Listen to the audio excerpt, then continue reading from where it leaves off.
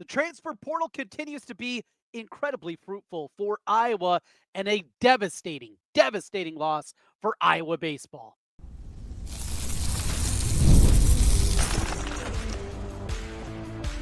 You are Locked On Hawkeyes, your daily podcast on the Iowa Hawkeyes. Part of the Locked On Podcast Network, your team every day.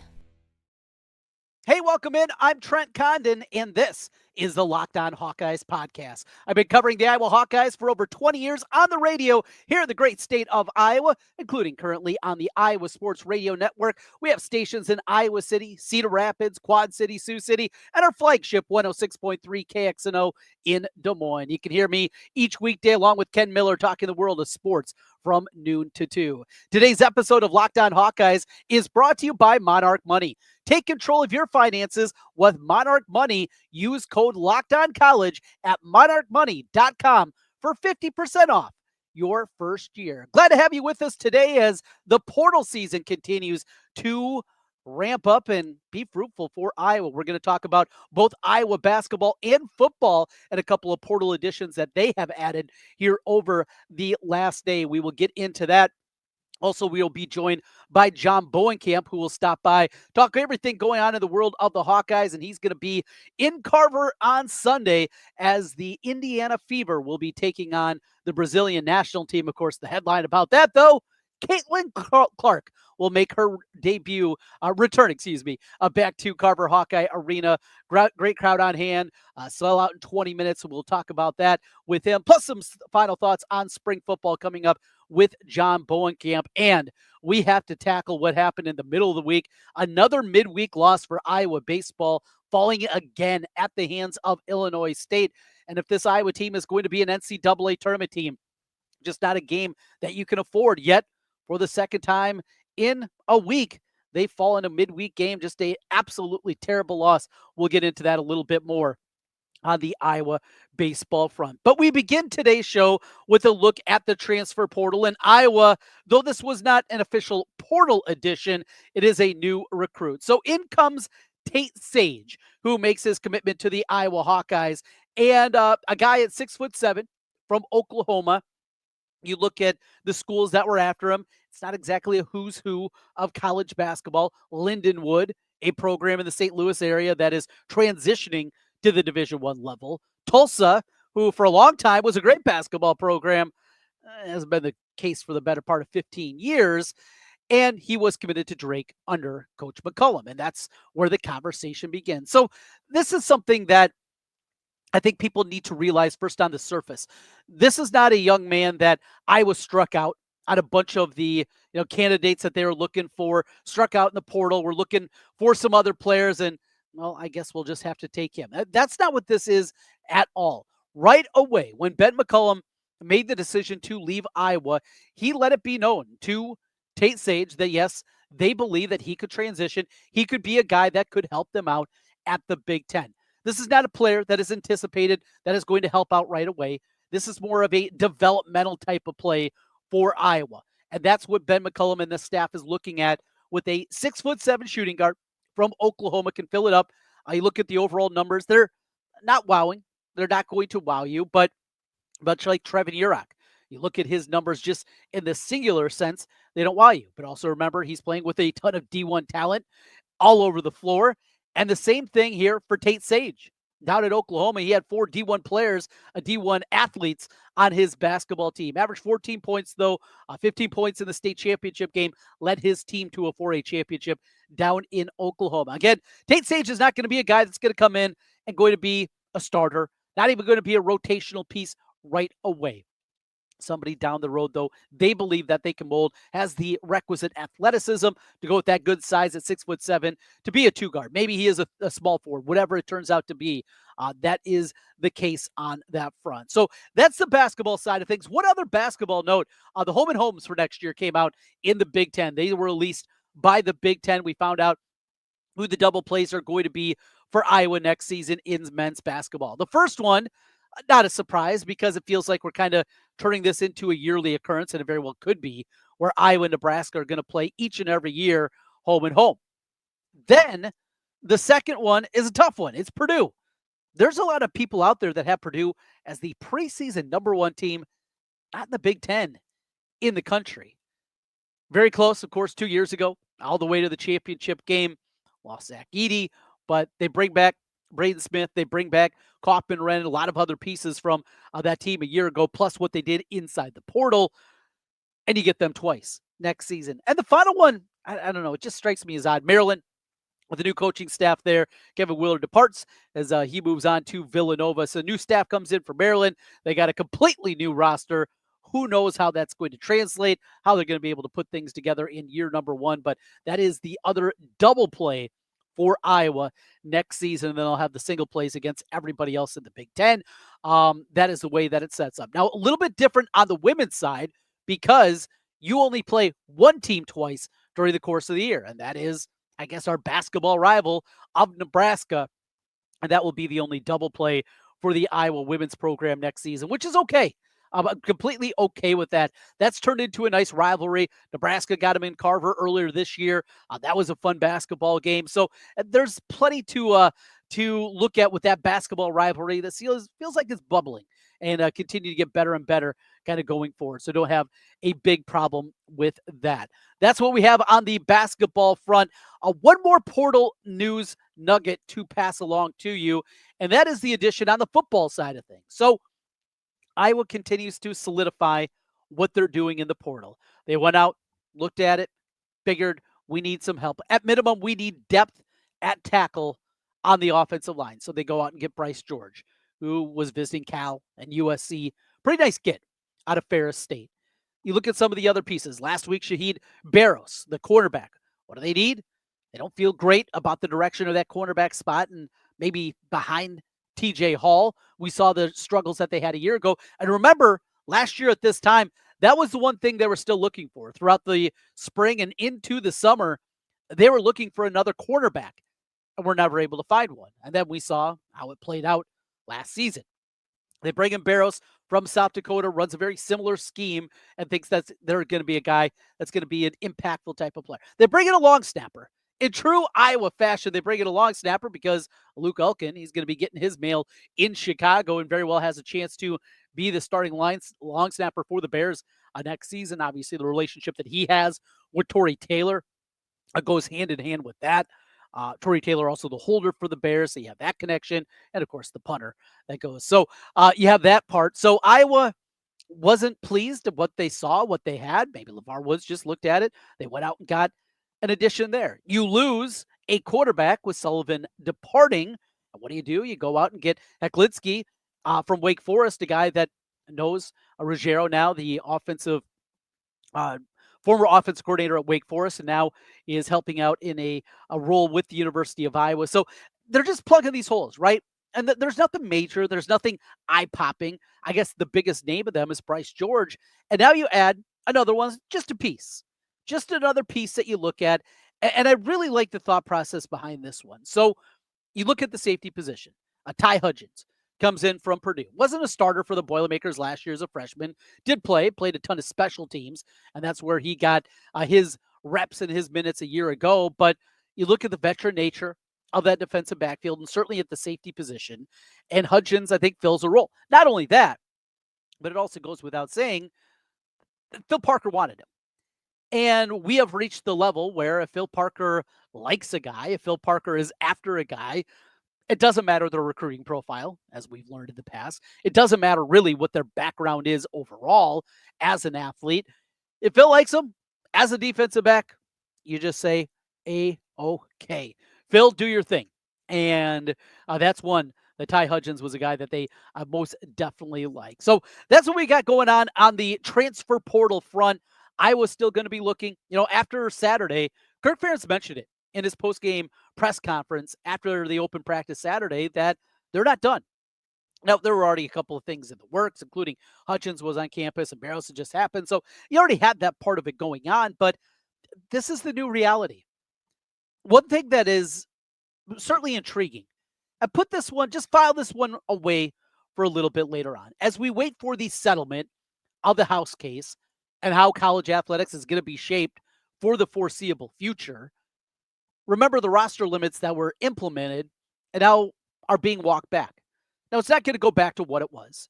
And for the walk-ons that have left the program, it's going to be disappointing if that number bounces back up. And a lot of those guys that would have had opportunities in the past to stick around and eventually turn into role players and even starters, that goes away. But that there's still going to be a path for guys to come back. And secondly, not just the walk-ons maybe having an opportunity, or at least a handful of them coming back, but they very well could have more options, more spaces on their roster than they thought, and that can lead to them going out there and taking a few more developmental guys, a few more of these guys like Ty Hudgens, who has 3 years of eligibility remaining, taking a few more of those type of players that probably they normally wouldn't and wouldn't be looking at, and getting back into the developmental aspect of what they do. Just something to file away, and we'll see exactly how that plays out, what it's going to look like on that front. Locked On Hawkeyes, your team every day. That's what we do here on the Locked On Network. A shout out to everydayers with us each and every day.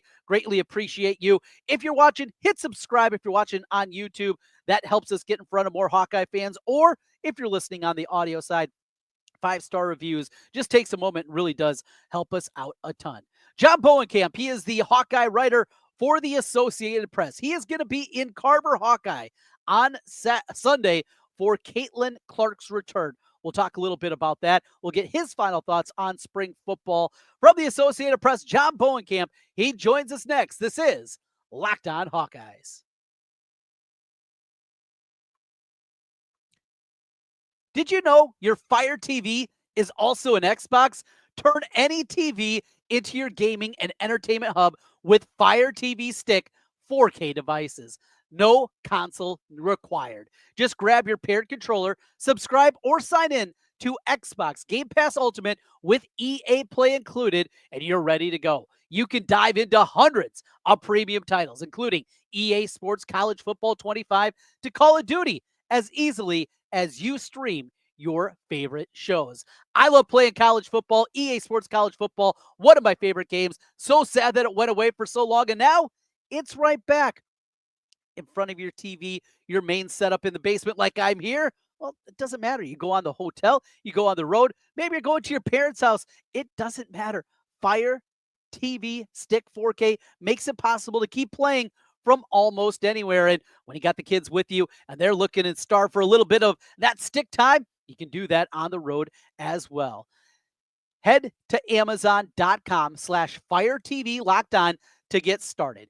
Xbox Game Pass Ultimate subscription and compatible controller is required. Available on select devices, including Fire TV Stick 4K 2nd generation, Fire TV Stick 4K Max 1st and 2nd generation, and Fire TV Cube 3rd generation. All with this incredible new idea. Absolutely love this. Amazon Fire TV Stick 4K.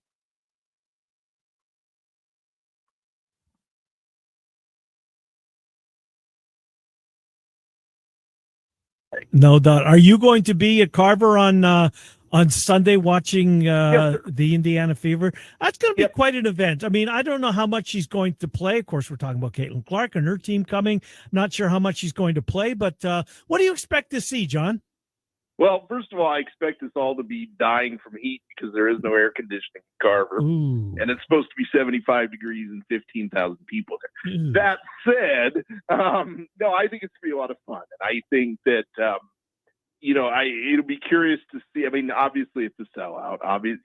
It's going to be a big party, I think. Yeah. It's a cool thing for Caitlin, I think, to come back with, and for her teammates to kind of see this. I mean, they saw it last year, obviously, in where they went, but to come back and to see where she was and to see this crowd sport, I think it's going to be a lot of fun. I think it's going to be a lot of fun for everybody. So, yes, I will be there for the Associated Press. So I'm looking forward to it. So it'll be a great kickoff to the season, kind of get us back, our sea legs back for basketball after a little bit of time off, obviously, from the college game and with the NBA playoffs going on.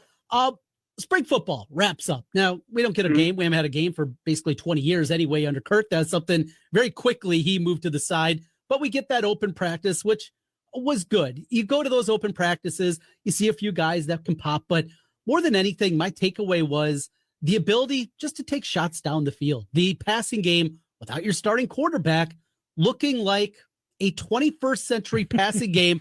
I know we're not exactly splitting the atom here. We're talking about throwing the football down the field, but it does look a whole lot different to me, John. Yeah, well, and part of that was, and it was something that Tim Lester talked about when we had him last Wednesday. And he has been able to, because he wasn't out on the road recruiting or doing anything during the spring, or, in the winter and in the springtime. So he was working with those quarterbacks every day, going over film and just talking with them. And I think that has, and plus that room is just better, I think now, with what they have, even with Mark Gronowski hurt, that's still a better room than what it was a year ago, what it was especially 2 years ago. And so I think that they know what he wants. He knows what they can do. And I think that's what you saw and what you're going to see, I think, when we get into the fall, is that this team can throw the ball. And he's got the guys that throw the ball. And he's got guys below the starting quarterback who can throw the ball. Right. And so I think that's a good sign for this offense moving forward. Now it's his second year in it. He's worked with these guys. He's got the quarterbacks he wants. And now we're going to see what they can do. And I think they can do a lot of good things. What did you think of Hank Brown, the assumed backup quarterback this year? I think he is. I said this to you guys, I think the last time I was on, that I really hope that 2026 starting quarterback is in this room now. Yeah. And I think it's him. And I just think that his experience and what he's been able to do, but I also think there's some competition behind him. And so I think that will kind of sort itself out as the season goes on, who does become the heir apparent, next year. Because like I said, you just can't keep going in the portal every year and finding guys. You've got to develop somebody. And so I think he's more than capable, if something would happen, of stepping in and running that offense with the ability he has, the experience he has in another conference. It just overall what he can do. I think he is a very good second option for them right now. Iowa defensively took a step back last year. Now they were still 11th in the country in scoring defense, which shows you kind of maybe where kind of our thoughts are with this team and what it is. Spoiled, huh? You lost a lot of fifth-year guys and even a couple of six-year guys off of that defense a year ago. Or is it Big Ten offenses figuring things out? Was it guys maybe just sticking around a year too long? Do you have any theory of why they did take that step back with all the experience that they returned a year ago? That's a good question, because I don't think it was so much because they did have the experience there. I just think there were just those little mistakes that they haven't made in the past that cost them some big plays. And Phil Barker even said that last Wednesday. And he said they let way too many of these explosive plays happen that they didn't do. I think that was probably a point of emphasis in the springtime. That it's like, just be fundamentally sound. And what's really going to be interesting to see is how that defense kind of fits next year or next season. When you see, who's going to be at linebacker, who's going to play that spot, who's going to play at the back end. And, is there going to be an alpha cornerback, back there, that star that he's had in the past? And that may have been a problem last year too. So there's going to be a lot of that, I think, go on. There's going to be a lot of that chemistry that's going to have to be developed this summer and this fall and into August, because this defense cannot make those. They were making little mistakes last year that they haven't made in the past. You've got to clean that up. Could part of the problem be the quarterback had all day to throw? That too, and I mean, you got to figure out some things. And again, he knows Phil. Obviously, Phil Parker is one of the best at what he does, and so they'll figure that out. I mean, I don't think he, even though he kind of brought up the stats, like you just did when you talk about the scoring defense, you could still tell that he knew that this wasn't acceptable what happened last year, and I think he's going to do what he can to correct that. Ben McCollum now basically a month into the job. Still working that portal, still trying to find another guy that can handle the ball a little bit and help out that part of it, looking for a rim protector. But a month in, how would you grade the initial just jumping into things with Ben McCollum, from the opening press conference to what he's done recruiting-wise? How do you think of, it's not the first 100 days, but the first 30 days of Ben McCollum? I'm going to go A+. Wow. Because I think he said all the right things at the press conference. but he's backed that up. Mm-hmm. You know, I mean, I think he's put together a very good roster, and it's a very underrated roster, you know, in a lot of people's minds. That you've been seeing that in some of the portal rankings that have been coming out nationally, that this was a really good, you know, really good pickups for him. And he had a lot of work to do. I mean, obviously, you only had one guy coming back, but he's built a foundation with the Drake guys and Cooper Koch. He went out and got some outside talent that can play well. Like you said, I think he's got maybe 2 positions left he wants to fill. There's still a lot of guys in the portal. I'm not going to be worried. Their numbers, whoever he might pick up, may not be good, but these guys might be really good players. I really like what he's done and the impression he's made on the community and on the, you know, and on the fan base. I think this has been, I don't think they could have asked for anything better from him. Did you guys hear what he did last night after the Carroll I Club meeting? So apparently Jan Jensen, Kirk Ferentz, and this isn't a knock at them by any means, and Ben McCollum were there, and Jensen and Ferentz were leaving after the event to go back to Iowa City. Ben McCollum apparently was staying last night in Des Moines, so not the big rush to leave. There was a pretty good turnout, hundreds of people there, big room. He stuck around and put the tables and chairs away with the volunteers. How far does that go? Wow. How far does that go? Yeah. Right? That goes a long way. Yeah. And I mean, you know, when they used to have iClub events here, which they don't anymore for whatever reason, which that was a complaint, by the way, I was making. But the guy that ran it said that Kirk would always stay, and he said a lot of times Kirk walked out with us. That goes a long way. It does. Yep. You know, and it's like I saw Alford spinning out of that parking lot that Escalade quite a few times. Yeah. But you know, Kirk always was there, and they kind of ended it, you know, about midway through Fran, like maybe 2015, 2006. But the couple times Fran was here, he did stay after to sign autographs. Mm-hmm. But to do something like that again, I go back to that's why I rated an A+, because he's doing stuff like that. And again, people remember that stuff. Without a doubt. That is John Boen Camp joining us as we talk all things Hawkeyes with the Hawkeye writer with the Associated Press. Thanks to John Boen Camp and a great story there. And Ben McCollum, boy, it feels like Iowa's new basketball coach. He really gets it and understands not just what it takes to be a coach, but also diving a little bit deeper and getting into the other elements of being the Hawkeye coach. A great thing, certainly, to see there. We continue Locked On Hawkeyes, your team every day, as we take a look at just an unmitigated disaster. What is going on with this Iowa baseball team? How can they lose these midweek games against middling teams from the Missouri Valley? Hideous once again when we come back. Locked On Hawkeyes. Ever check your bank account and wonder, where'd all my money go? Between dining out, online shopping, entertainment, it's easy to lose track. That's where Monarch Money comes in. It's your personal CFO, giving you full visibility and control over your finances. Monarch Money isn't just a budgeting app, it's a complete financial command center. You can track all your accounts, investments, and spending all in one place, so you can stop managing your money and start building wealth. When I started using Monarch, I realized just how much we were spending on delivery services, from food delivery to those packages showing up day after day, hour after hour on the front step. Now we're budgeting smarter and saving a whole lot more. And instead of juggling multiple apps, you can use Monarch to check your finances, track spending, and even plan long-term goals. I'll tell you, with the family here, having all those things in one place, it is an absolute lifesaver if you're looking to plan. Take control of your finances with Monarch Money. Make sure you use the code. It's Locked On College at monarchmoney.com.